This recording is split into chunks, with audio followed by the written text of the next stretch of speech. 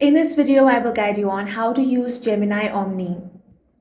Google Gemini Omni is Google's new AI tool that can create videos using text, images, voice, and animation together. Google is replacing older video AI models with Omni so everything works inside one smarter Gemini system. To use it, you first want to open the Google Gemini app, or you can open up any web browser and head over to gemini.google.com. Make sure to sign into your account. Remember that the video generation feature is only available on certain paid Gemini plans. Free plans may not have access yet. So make sure to log into your paid Gemini subscription account. Now, in the left sidebar menu, look for videos. Here tap on Create Videos with Omni.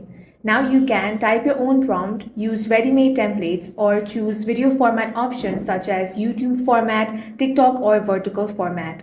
Now enter any prompt, for example, create a cinematic sci-fi intro.